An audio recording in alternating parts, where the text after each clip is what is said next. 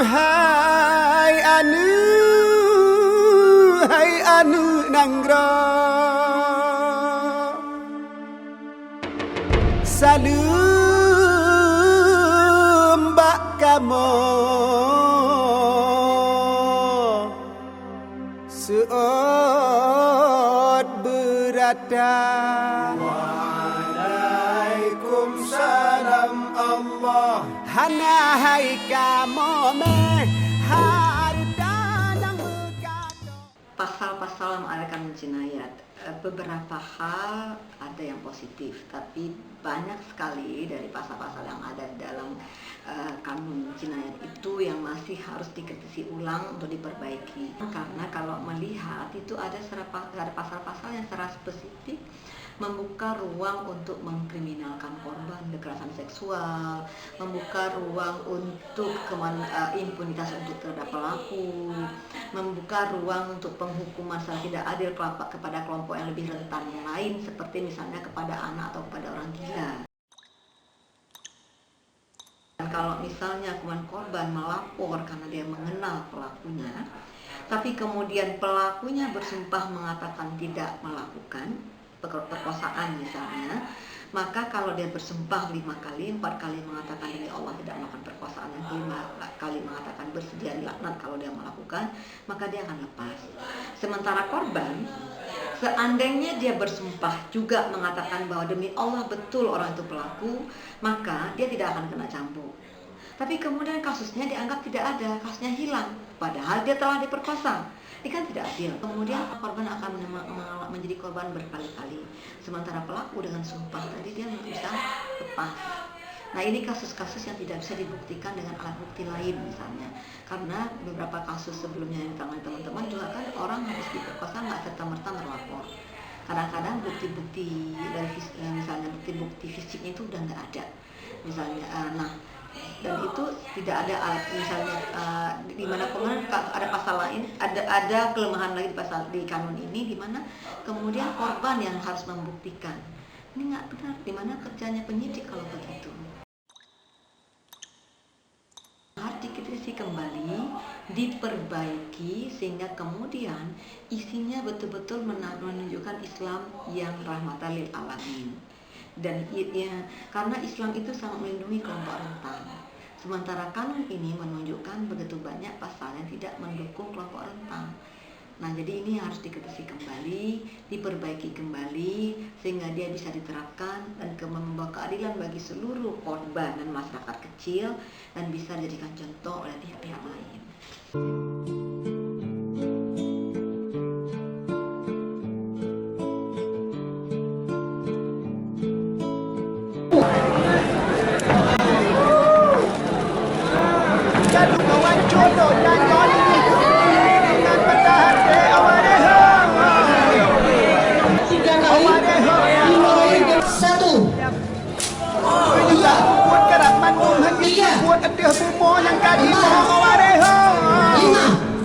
Selesai.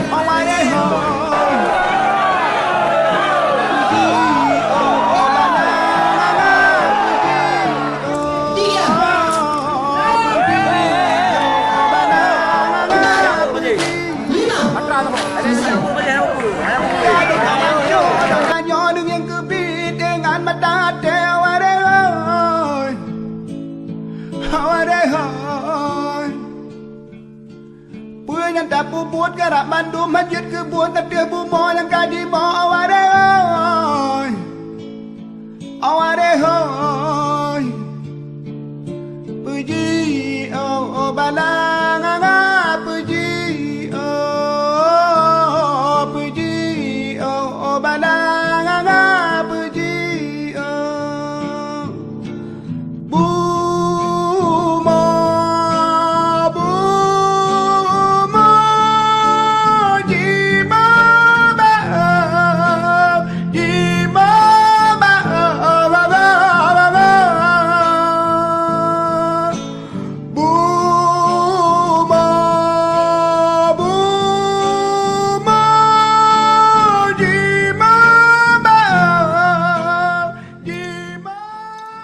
Tahu lah sedikit, ini kan saya sudah pelajari di Fakultas Syariah. Kanun jinayat itu kanun-kanun yang memang mengatur tentang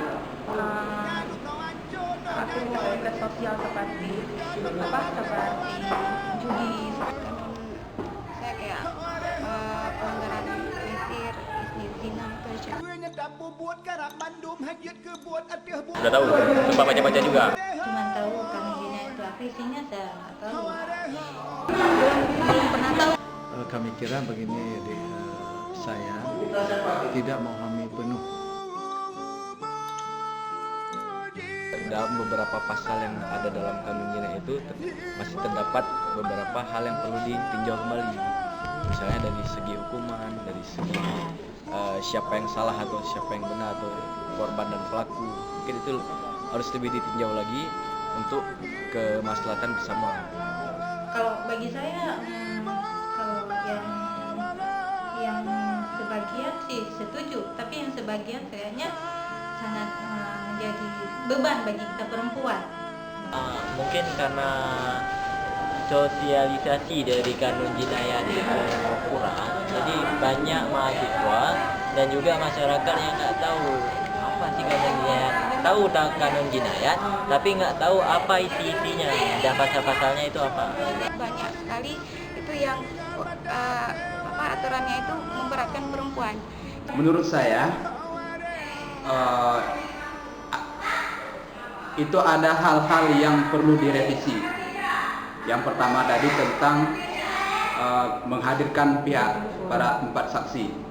Nah, di situ dalam poin tersebut itu perlunya direvisi. Karena kenapa? Ke depan tidak ada terjadinya kecolongan di saat pelaksanaan syariat Islam. Harapannya belum terlalu kafah karena memang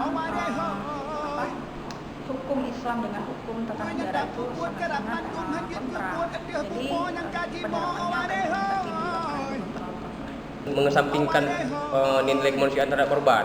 Jadi perkosa, jadi memang orang yang berkemampuan tinggal jual tanah dengan materi langsung selesai masalahnya. Jadi nggak ada tindak lanjut terhadap perlindungan korban, nggak ada kepastian hukum bagi korban. Jadi dalam kanun ini kesannya cuman sampai vonis tersangka aja disorot, tapi korban tidak sorot, nggak ada kepastian hukum bagi korban.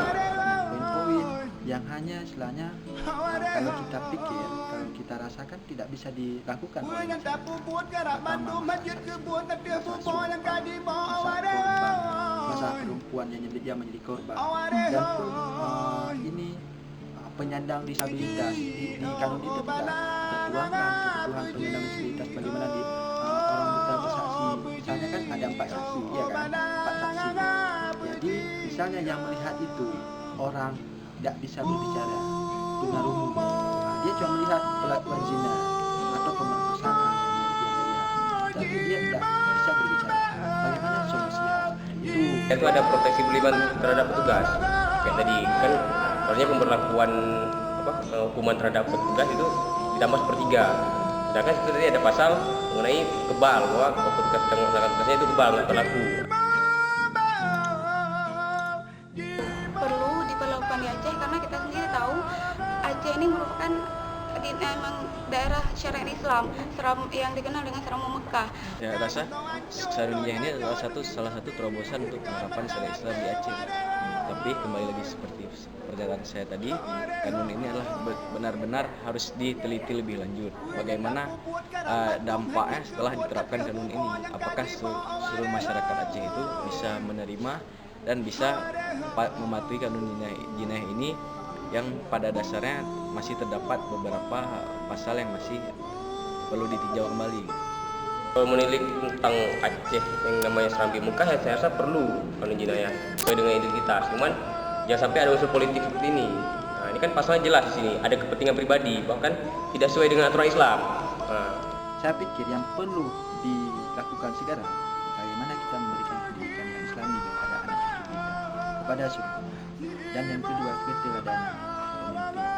Bagaimana pemimpin itu menjadi sosok yang khalifah. Kiranya dapat merevisi ulang kembali karena sifatnya sebagaimana komit dari Dinas Islam evaluasi 12 tahun yang disampaikan, berarti harus keterbukaan. Kalau memang itu diterima, ya sungguh senang rakyat Aceh, tapi itemnya berjalan. seperti adanya kanun, adanya perbaikan kanun dengan adanya sosialisasi terhadap masyarakat, adanya pembinaan terhadap masyarakat. Gimana kanun ini setelah dikritisi, tidak hanya kita kritisi, akan tetapi bisa dirubah yang sesuai. Harapan saya yang pertama itu harus dibuat revisi. Itu yang pertama, yang sudah jelas. Setelah melakukan revisi, itu harus disosialisasikan ke kampung-kampung. Kalau bisa sih kanun nilai yang ke depan, kalau memang ada perubahan-perubahan tidak merugikan ya bagi kita perempuan.